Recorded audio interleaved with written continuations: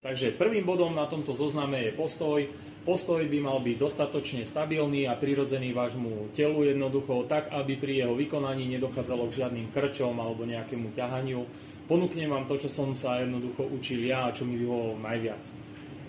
Môj postoj bol jednoducho taký, že mal som pred sebou terče, nohami alebo špicami som sa nasmeroval presne na terče, s tým, že som mal nohy na šírku ramien.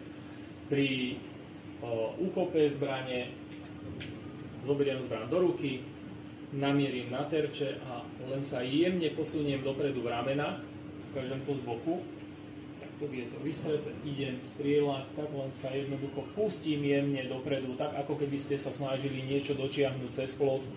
To je kvôli tomu, že tá dynamika tej zbrane vás bude stále posúvať dozadu. Častokrát vidím, že tí strelci sa postavia takto, čo je veľmi zlé. Prvá, druhá, tretia rana a ide spadnúť dozadu.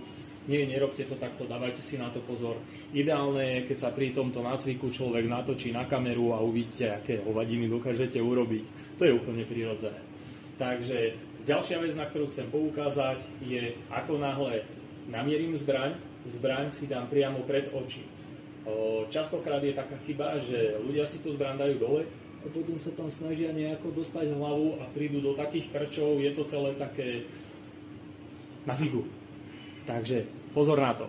Ideme ďalej.